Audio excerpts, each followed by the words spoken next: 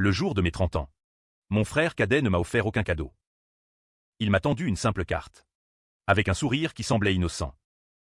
J'ai ouvert l'enveloppe. Et ce que j'ai lu m'a fait vaciller. Une confession signée de sa main. Avouant qu'il avait séduit ma femme depuis des mois. Et qu'elle portait son enfant. Je me souviens encore de ce moment précis. Dans le salon de mon appartement haussmannien du 7e arrondissement. La tour Eiffel scintillant au loin à travers les grandes fenêtres. La fête battait son plein. Des amis riaient. Des verres de champagne tintaient. Et lui, Antoine, mon petit frère, celui que j'avais protégé toute ma vie, me regardait avec ses yeux bleus si semblables aux miens, mais vides de remords. Joyeux anniversaire. Alexandre, avait-il dit d'une voix douce, presque tendre. Et puis il avait glissé la carte dans ma main, comme on passe un billet secret.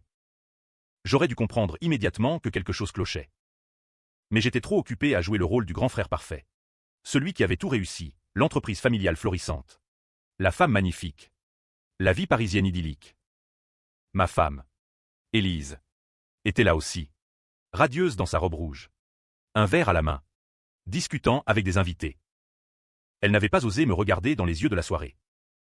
Maintenant, tout prenait sens. Les retards au bureau.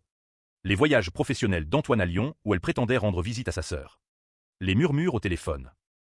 La rage m'a envahi comme une vague brûlante. Mais je n'ai rien laissé paraître. Pas encore. J'ai plié la carte. Les rangé dans ma poche intérieure. Et j'ai souri. Merci.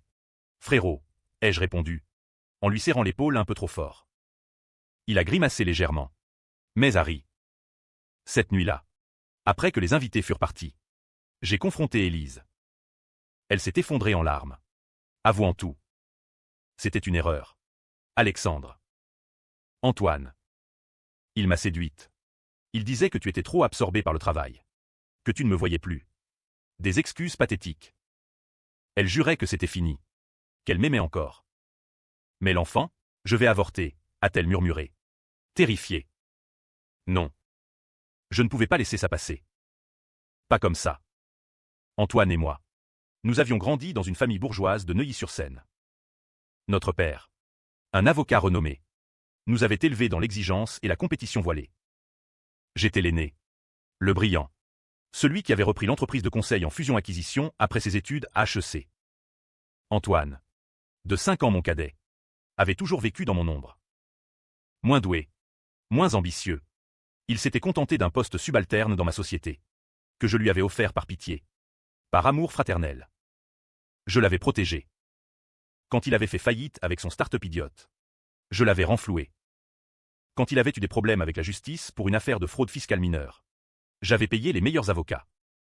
Et voilà sa gratitude, voler ma femme. Détruire mon mariage. Le jour même de mon anniversaire. Mais ce n'était pas seulement la trahison charnelle qui me rongeait. Dans la carte, il y avait plus. Une phrase qui m'avait glacé le sang. Je prends ce qui m'est dû. Grand frère. Tu as toujours tout eu. Qu'est-ce qu'il voulait dire par là? Je sentais qu'il y avait un secret plus profond. Enfoui dans notre passé. Les jours suivants, je fis semblant. Je pardonnai à Élise publiquement. Pour sauver les apparences. Nous annonçâmes même que nous attendions un heureux événement, son enfant. Mais présenté comme le mien. La société parisienne adore les scandales étouffés sous des sourires polis. Mais en privé, je commençais à planifier. La vengeance ne serait pas rapide. Elle serait lente. Méthodique. À la française, subtile. Élégante. Destructrice. D'abord, je fouillais dans les affaires d'Antoine. Son appartement du Marais, que je finançais encore en partie. J'y entrai un soir où il était en déplacement.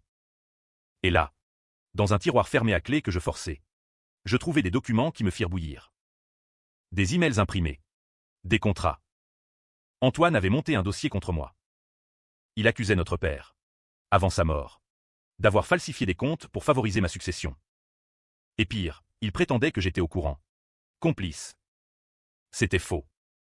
Ou du moins, je le croyais. Père m'avait légué l'entreprise parce que j'étais compétent. Pas par fraude. Mais Antoine avait rassemblé des preuves truquées. Des signatures contrefaites. Il préparait une plainte. Pour me déposséder. Me ruiner. Prendre ma place. Et la carte d'anniversaire, c'était son ultimatum déguisé. Une façon de me narguer. De me dire qu'il avait déjà gagné. Je compris alors la profondeur de sa haine. Depuis l'enfance. Il m'enviait. Ma réussite.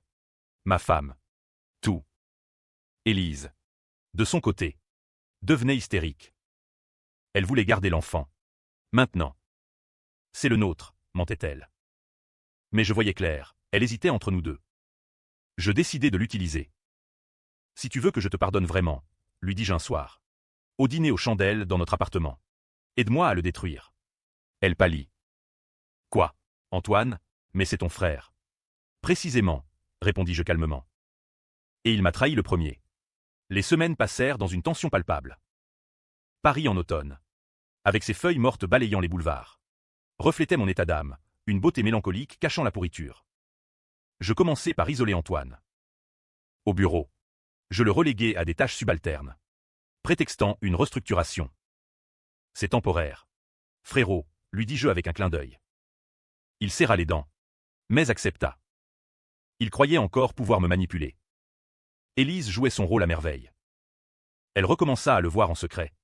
Sur mes instructions. Dis-lui que tu regrettes. Que tu choisis lui ordonnai-je. Elle obéit. Terrifiée par la perspective du divorce et de la ruine sociale. Antoine mordit à l'hameçon. Il se confia à elle. Ivre de victoire. Lors d'un rendez-vous dans un hôtel discret du quartier latin. Il lui avoua tout son plan. Cet enfant sera mon ticket, murmura-t-il en caressant son ventre. Alexandre le reconnaîtra. Et quand je lancerai la procédure pour fraude, il sera vulnérable. Je prendrai l'entreprise. La maison. Tout. Élise enregistra la conversation. Elle me la rapporta. Tremblante. Il est fou. Alexandre. Il te hait vraiment. Je souris pour la première fois depuis longtemps. Parfait. Mais il y avait plus. En creusant, j'appris un secret que même moi j'ignorais. Notre mère, décédée quand nous étions enfants, avait une liaison. Et Antoine n'était pas le fils de mon père. Un test ADN volé dans ses affaires le confirma. Il l'avait découvert adolescent, dans les papiers de mère. Père l'avait élevé comme son fils, mais lui avait toujours préféré moi.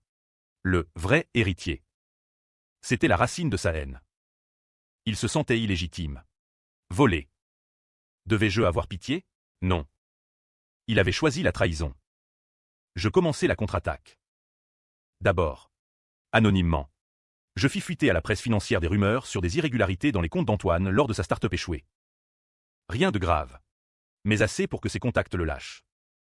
Puis, j'utilisai Élise pour le pousser à bout. Elle lui annonça qu'elle avortait, que c'était fini. Il devint fou furieux. La menaça. Elle porta plainte pour harcèlement. Avec les enregistrements, il risquait gros. Antoine vint me voir au bureau. Un soir pluvieux. C'est toi, n'est-ce pas, tout ça? Je levai les yeux de mes dossiers. De quoi parles-tu? Arrête ton jeu. Alexandre. Je sais pour Élise. Elle travaille pour toi maintenant. Je ris froidement. Et toi? Tu crois que séduire ma femme était malin? Il s'approcha. Les poings serrés. Tu as toujours tout eu. Père t'adorait. Moi, j'étais le bâtard qu'il tolérait. Je blêmis. Il savait. Oui, je sais, continua-t-il. Et je vais prouver que tu as couvert ces fraudes pour me déshériter. C'était le moment. Je sortis les documents. Regarde ça. Antoine. Ton dossier est bidon. Signature falsifiée. Si tu lances ça, c'est toi qui iras en prison pour dénonciation calomnieuse. Il pâlit. Pour la première fois, il eut peur.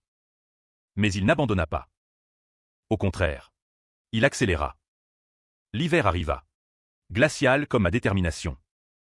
Les fêtes de Noël approchèrent. Mais chez nous, l'ambiance était funèbre. Antoine contre-attaqua avec une mouvance désespérée.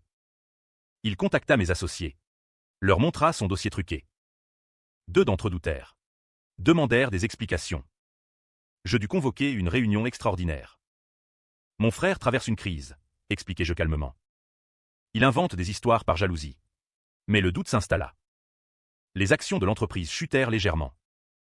Élise, enceinte de 5 mois maintenant, craquait. Arrête ça. Alexandre. C'est ton frère. Et cet enfant est innocent. Tu défends encore, hurlai-je un soir. Non, Mais la vengeance te change. Tu deviens comme lui. Elle avait raison. Je me regardais dans le miroir et voyais un étranger, yeux cernés, visage durci. Pourtant, je continuais. Je découvris alors un autre secret. Antoine avait une maîtresse. Une journaliste au Figaro. Il lui avait promis l'exclusivité sur mon scandale. Je la contactai anonymement. Lui envoyai des preuves que c'était Antoine le fraudeur. L'article sortit, un cadre ambitieux accuse son frère pour prendre le pouvoir familial.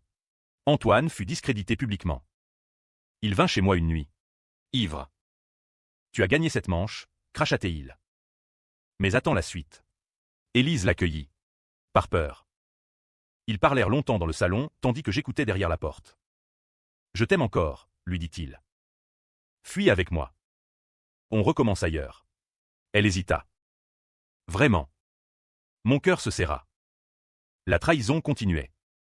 Le printemps pointait. Mais la tension culminait. Antoine disparut quelques jours. Puis revint avec une bombe. Il avait convaincu Élise de témoigner contre moi. Elle prétendrait que j'avais forcé l'avortement. Que j'étais violent. Mais c'était faux. Elle n'avait pas avorté. Je la confrontai. Tu vas vraiment faire ça? Elle pleura. Il m'a promis de tout arranger. De nous élever l'enfant ensemble. Je compris qu'elle n'avait jamais choisi. Elle jouait les deux côtés. La rage m'aveugla. Je décidai le coup final. J'organisai une confrontation familiale. Dans la maison de Neuilly où nous avions grandi. Seulement nous trois. Antoine arriva confiant. Élise nerveuse. Je servis du vin. Buvons à la famille, ironisai-je. Puis je révélai tout, le test ADN. Les falsifications. Les enregistrements. Antônio Blemi. Tu n'as aucune preuve légale. Si, dis-je en sortant un dossier. Et j'ai déjà tout envoyé à la police. C'était un bluff. Mais il marcha. Il s'effondra. Pourquoi tu me hais autant? Parce que tu as commencé, répondis-je. Élise choisit ce moment pour avouer, l'enfant n'est pas d'Antoine. C'est le tien. Alexandre. J'ai menti pour le protéger. Twist. Antoine devint livide. Toute sa vengeance pour rien. Le chaos s'ensuivit. Antoine hurla. Accusa Élise de mensonge. Elle jura sur la Bible familiale. Je fis un test rapide. En secret. C'était vrai, l'enfant était de moi. Antoine avait été manipulé par ses propres illusions. Il quitta la maison en tempête, jurant de se suicider. Je le laissai partir. Mais Élise me supplia, sauve-le. C'est ton frère. Malgré tout. Je le cherchai.